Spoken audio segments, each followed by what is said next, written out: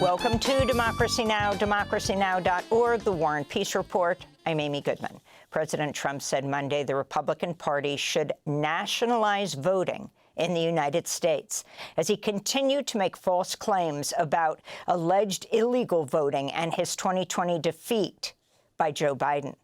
Trump's remarks came in an interview with Dan Bongino, who recently resigned his post as FBI deputy director to return to his right-wing podcast. The Republicans should say, we want to take over. We should take over the voting in at least 15 places. The Republicans ought to nationalize the voting. Under the Constitution, U.S. elections are governed by states and administered by county and municipal officials in thousands of precincts. Trump's remarks came as officials in Fulton County, Georgia, promised legal action after Trump's FBI last week seized truckloads of ballots and documents from the 2020 election. County Commissioner Marvin Arrington Jr. said attorneys would ask a federal judge for an order mandating the return of property that was unlawfully seized or retained. We've had 3 recounts. We had an independent audit by the state, by the Republican-led state election board, and no less than 10 lawsuits by former candidate Trump, President Trump, that were all dismissed. On Monday, the New York Times reported U.S. Director of National Intelligence Tulsi Gabbard met with agents from the FBI's field office in Atlanta overseeing the election inquiry, and that Gabbard used her cell phone to call President Trump, who spoke to the agents on speakerphone, praising and thanking them for their work. Former Justice Department official David Laufman told the New York Times, quote, "It's extremely dangerous to our democracy and a shocking abandonment of years of sound policy for the president to be directly involved in the conduct of domestic criminal investigations, especially one that seeks to redress his personal grievances and to make the director of national intelligence an instrument of his political will," unquote. Texas officials have confirmed 2 immigrants confined at the ICE jail in Dilley are infected with measles, risking an outbreak at the facility where about 1,200 people, including over 400 children, are being held. Dr. Lee Rogers of University of Texas Health San Antonio warned in a letter to state health officials that the outbreak at the Dilley ICE jail will become an epidemic unless it's addressed immediately. He added, quote, "Viruses are not political. They do not care about one's immigration status. Measles will spread if we allow uncertainty and delay to substitute for reasoned public health action," unquote. Meanwhile, the Department of Homeland Security is reportedly using a repurposed $55 billion Navy contract to convert warehouses into jails while planning sprawling tent cities in remote areas to expand U.S. capacity for mass detention. Pablo Manriquez, the author of the immigration news site Migrant Insider, calls it, quote, "a nationwide ghost network of concentration camps," unquote. It comes as a federal judge on Monday blocked the Trump administration's attempts to limit lawmakers from making unannounced visits to ICE jails. Last month, DHS Secretary Kristi Noem issued a notice requiring lawmakers to provide a warning a week in advance of any ICE jail visit. According to DHS, 73,000 people are being held in ICE custody, the most in the agency's history. In Minnesota, the Hennepin County medical examiners ruled the death of 37-year-old ICU nurse Alex Pretty a homicide due to multiple gunshot wounds. The findings come as ProPublica named the 2 federal agents who killed Pretty in a hail of 10 bullets January 24th. Jesus Jesse Ochoa and Raimundo Gutierrez, both of South Texas. Later in the broadcast, we'll speak with the investigative reporter at ProPublica, J. David McSwain, who broke the story. On Monday, the New York Times reported more than 1,500 active duty troops who'd been on standby to deploy to Minnesota were quietly taken off heightened alert over the weekend. Trump had threatened to invoke the Insurrection Act as a response to protests in the Twin Cities. Meanwhile, the Minneapolis Star-Tribune's reporting another 8 federal prosecutors have left or announced their intentions to leave the Minnesota U.S. Attorney's Office, bringing the total number who've left their posts this year to 14, an unprecedented number. On Monday, the Department of Homeland Security said federal officers deployed to Minnesota will start wearing body cameras. In response, Minnesota Congresswoman Ilhan Omar wrote, quote, "Abolish ICE. There's no reforming it. There's no compromise. There's only one way to rein in ICE's terror campaign. Abolish it," Congressmember Omar said. A federal judge has blocked the Trump administration's effort to end temporary protected status, or TPS, for more than 350,000 Haitian immigrants living in the United States. In her ruling, U.S. District Judge Ana Reyes wrote, quote, "Kristi Noem has a First Amendment right to call immigrants killers, leeches, entitlement junkies, and any other inapt name she wants. Secretary Noem, however, is constrained to apply faithfully the facts to the law in implementing the TPS program.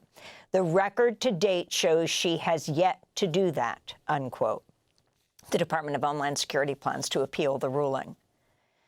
Israeli airstrikes killed at least 4 Palestinians in Gaza on Monday. Palestinians gathered at Nasser Hospital in Khan Yunis to mourn a 30-month-old boy, Ayad al-Rabaya, who was killed by Israeli fire. This is Omar al-Rabaya, the boy's relative.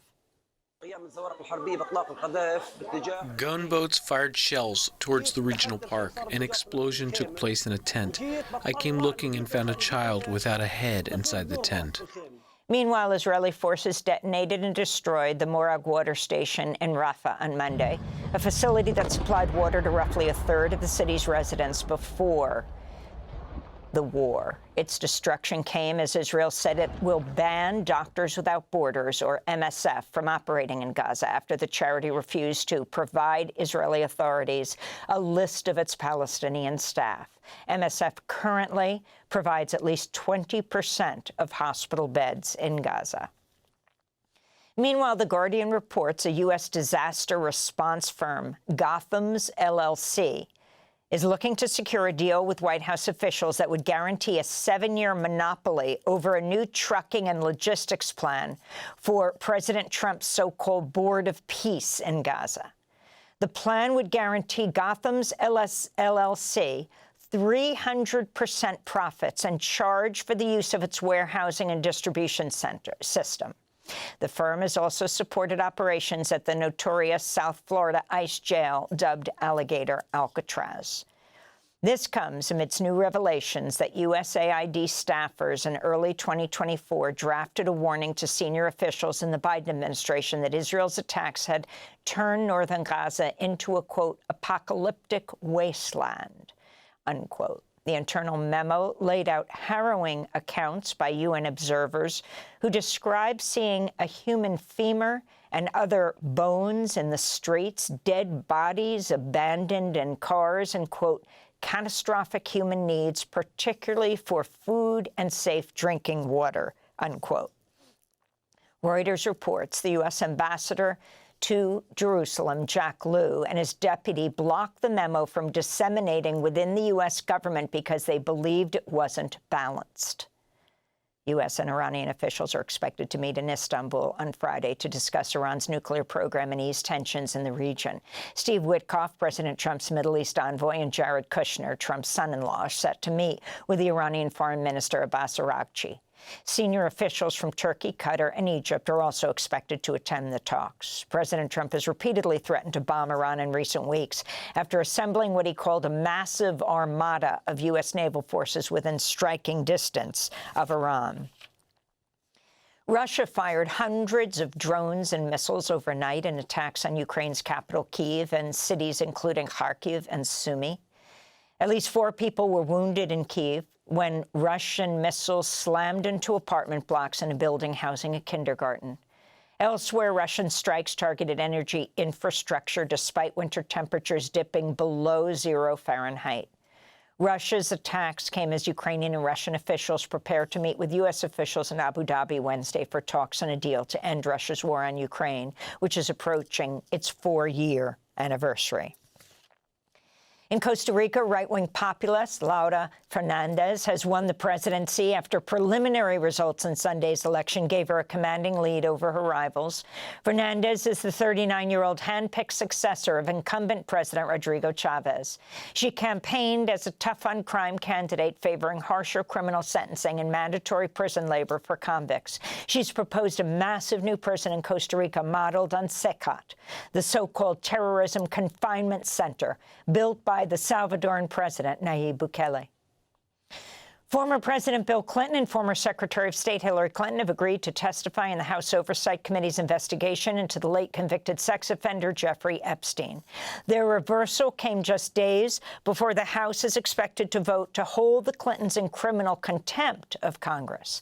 Meanwhile, there are growing calls to impeach Attorney General Pam Bondi after the Justice Department published dozens of unredacted nude photos of possible victims in the Epstein files. Democratic Congress member Yasemin Ansari blasted the DOJ, saying, quote, "This is an indefensible and horrifying disregard for the victims by Trump's Justice Department. They're still withholding the full Epstein files, and rich and powerful men continue to evade accountability for their heinous crimes. Attorney General Pam Bondi should be impeached," she said. In France, the Paris prosecutor's cybercrime unit is carrying out a raid today at the French offices of the social media platform X. The prosecutor said the investigation initially focused on the possible abuse of algorithms, but is now widened to probe X's artificial intelligence chatbot Grok, generating sexualized deepfakes. The European Commission's also been investigating X over Grok's ability to allow users to produce digitally undressed images of women and children. A report by the New York Times and the Center for Countering Digital Hate found that in just 9 days in December, Grok managed to create and then share at least 1.8 million sexualized images of women. X announced last month that it was blocking Grok from generating sexualized images of people on its platforms in certain locations. And civil rights and liberties groups have sued the New York Police Department for systematically targeting tens of thousands of Black and Latino drivers with unconstitutional vehicle searches that have been compared to stop and frisk on wheels. New York Civil Liberties Union and the Bronx Defenders brought the lawsuit after data showed that of the nearly 75,000 vehicles searched by police over the past 4 years, 84% had Black or Latino drivers, while fewer than 4% had white drivers. Juval Scott is executive director of the Bronx Defenders. Whether or not the vehicle searches work is not the question. The Constitution doesn't allow the NYPD to violate people's rights, ever. Not sometimes, not when it's convenient, not even when they find contraband or weapons. The Constitution is here to protect us all, and that includes Black and brown men. And those are some of the headlines. This is Democracy Now!, democracynow.org, the War and Peace Report. I'm Amy Goodman in New York, joined by Democracy Now!'s Juan Gonzalez in Chicago. Hi, Juan. Hi, Amy, and welcome to all of our listeners and viewers across the country and around the world. Thanks for watching Democracy Now! On YouTube. Subscribe to the channel and turn on notifications to make sure you never miss a video. And for more of our audience-supported journalism, go to democracynow.org, where you can download our news app, sign up for our newsletter, subscribe to the daily podcast, and so much more.